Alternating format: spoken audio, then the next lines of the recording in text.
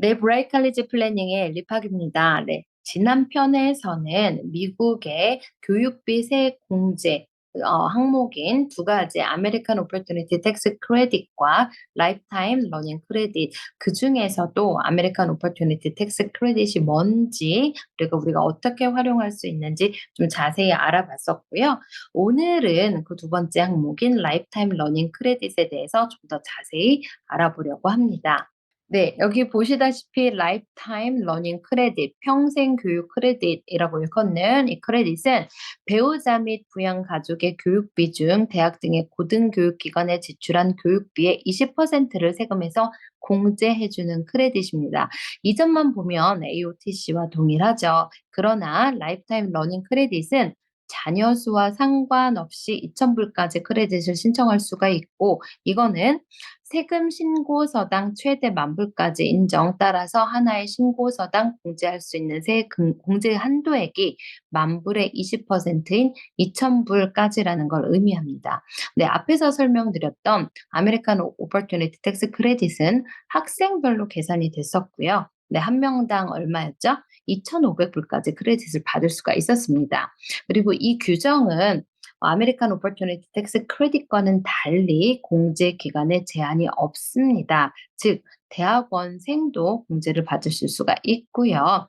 반면 AOTC는 네, 대학 첫 4년 동안만 크레딧 혜택을 받을 수 있다는 게 달랐죠.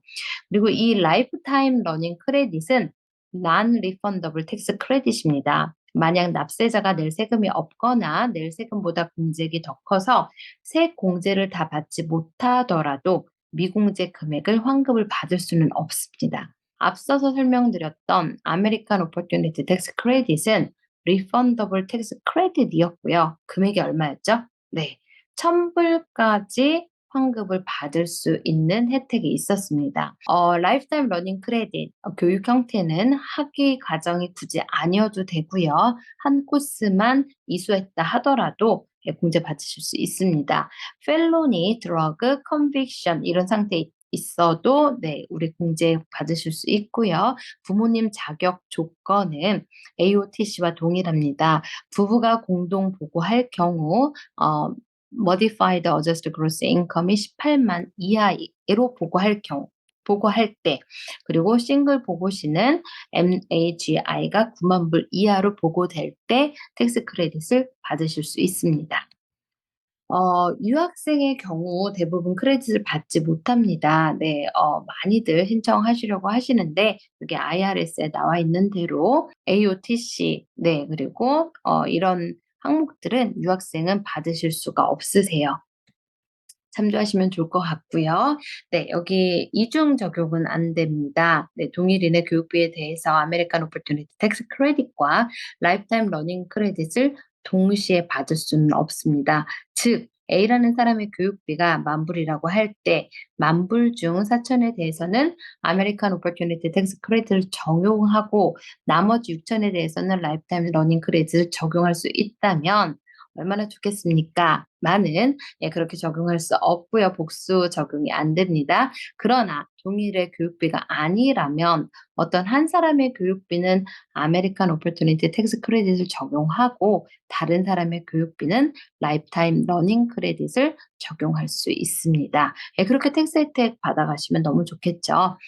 부양 가중의 비용 클레임 경우입니다. 디펜던트 익스펜스 본인 또는 본인의 부양 가족이 신청할 수 있지만 동시에 신청할 수는 없습니다. 가령 부모와 자식이 동시에 크레딧을 신청할 수는 없습니다.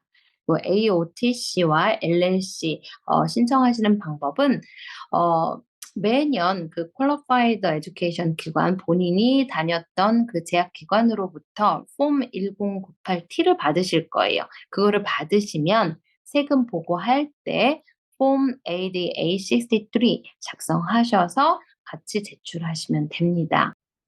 네, 이렇게 두 가지 텍스 크레딧에 대해서 알아봤는데요. 이 두 가지 텍스 크레딧 다 아주 크고 좋은 크레딧입니다. 소득 공제와 세액 공제를 비교해 보자면 둘 다 세금을 줄여주는 이점이 있습니다.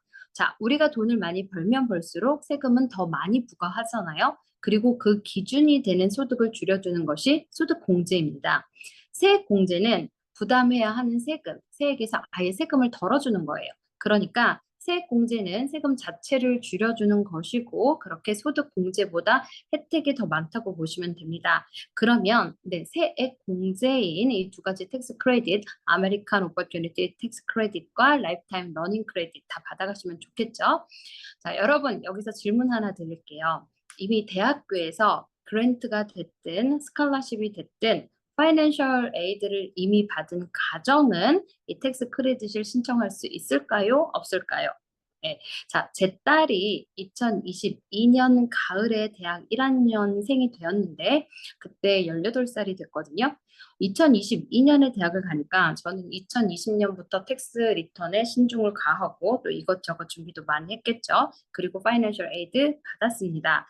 제가 Certified College Funding Specialist 일을 하는 사람인데 받는 게 받겠죠.